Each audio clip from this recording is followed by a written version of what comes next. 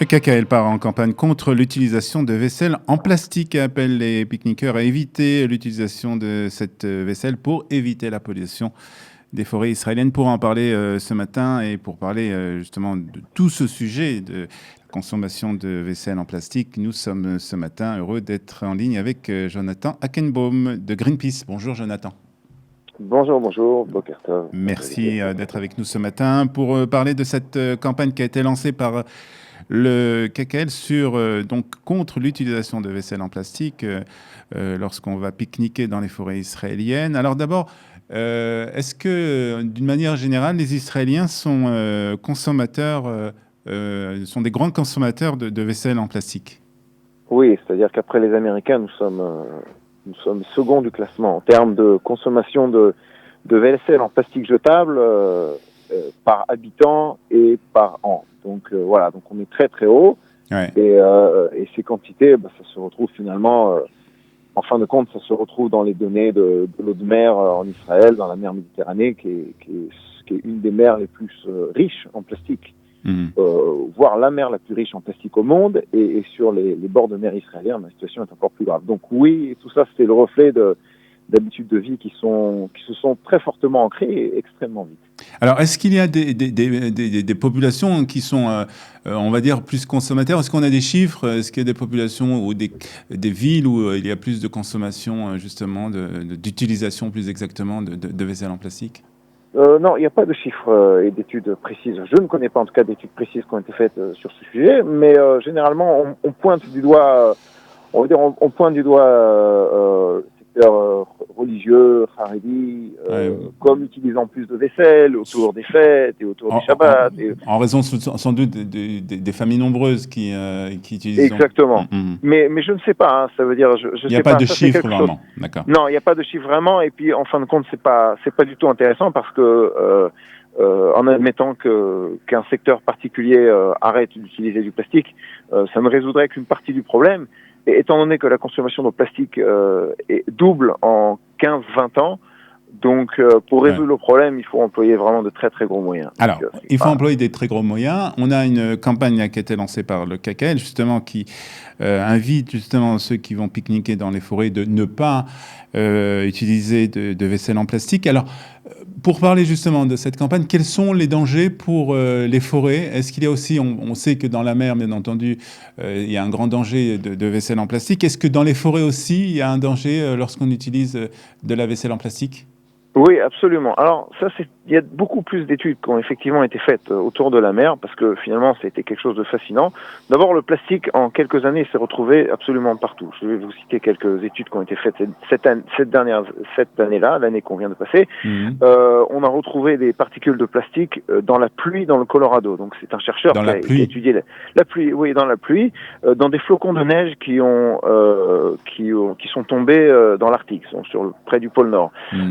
On a retrouvé des particules de microplastiques dans 97% des échantillons d'urine et de sang de plus de 2000 enfants en Allemagne. Donc on l'a fait en Allemagne, on aurait pu le faire en Israël, on aurait pu le faire n'importe où, le résultat aurait été le même. C'est-à-dire le plastique se trouve absolument partout.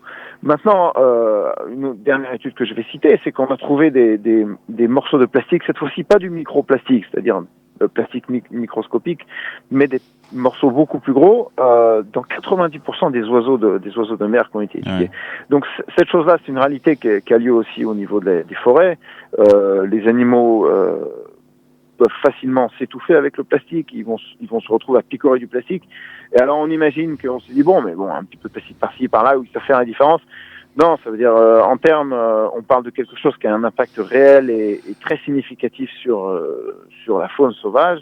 C'est un élément qui dans les années à venir va être de plus en plus important comme facteur qui affecte de manière négative les populations d'animaux sauvages, particulièrement les oiseaux, mais pas uniquement. Toutes ces données que vous venez de nous citer, c'est à cause de la vaisselle en plastique? C'est la principale cause? Il y a, on va dire, mondialement, il y a à peu près 300 millions de plastique 300 millions de tonnes de plastique qui est produit par an. Là-dessus, à peu près un quart, c'est ce qu'on appelle le plastique jetable. C'est-à-dire, alors c'est la vaisselle, c'est les emballages, mais c'est vrai que le plastique, on peut vraiment le distinguer entre deux problèmes.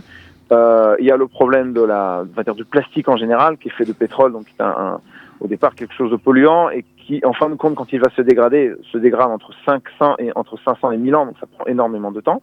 Mais là-dessus, le plastique jetable, et le plastique jetable concerne donc aussi bien la vaisselle en plastique jetable que les emballages, ou encore d'autres choses, les petites bouteilles, tout notre univers est fait de plastique jetable. À ce moment-là, le problème au niveau de la nature et aussi en termes de la santé humaine est plus important.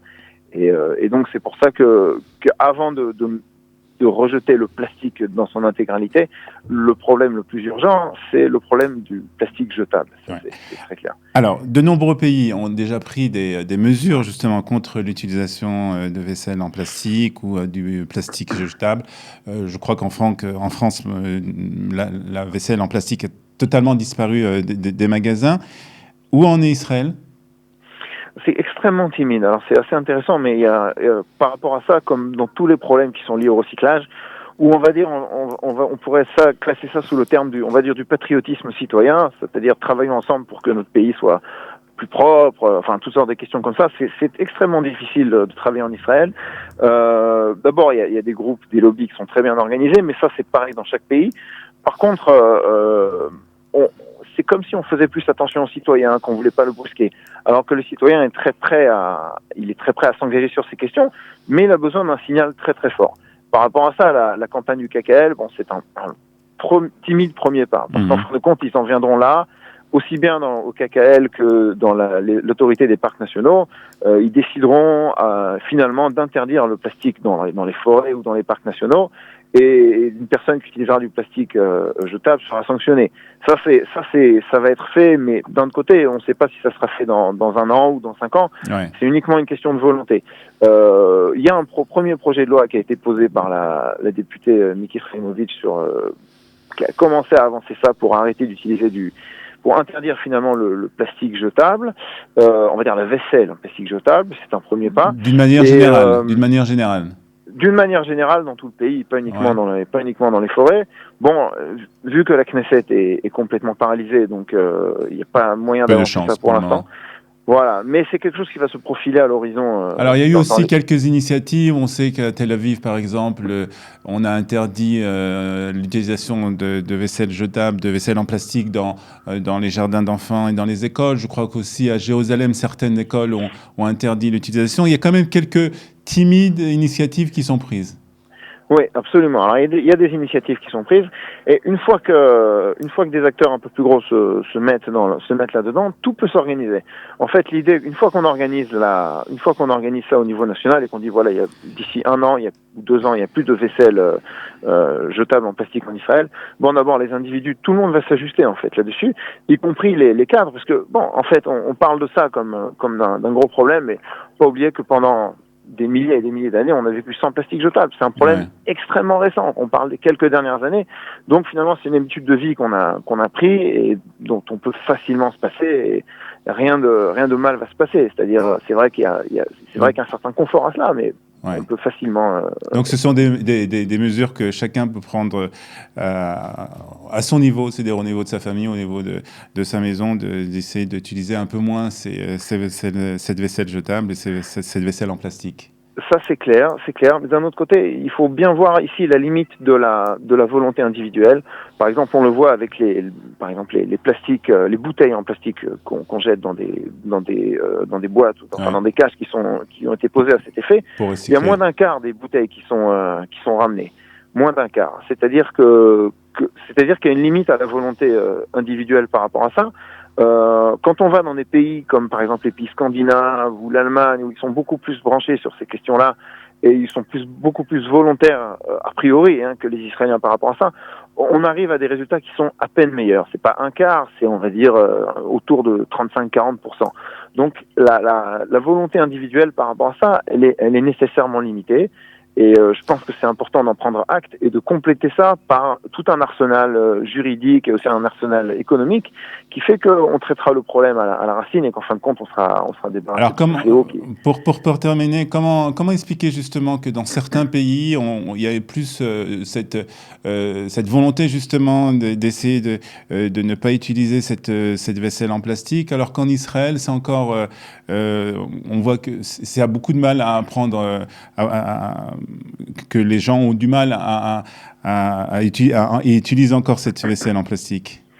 Oh, d'une manière générale, pour cette question, comme pour toutes les questions d'environnement, Israël est très occupé au niveau de la sécurité et concrètement et également, on va dire, dans la conscience des gens. Donc l'esprit des gens est beaucoup pris là-dessus, donc il y a beaucoup moins d'espace qui est libéré pour s'occuper d'autres questions qui, on va dire, elles sont importantes de manière différente et en tout cas leur urgence n'est pas ressentie de la même manière.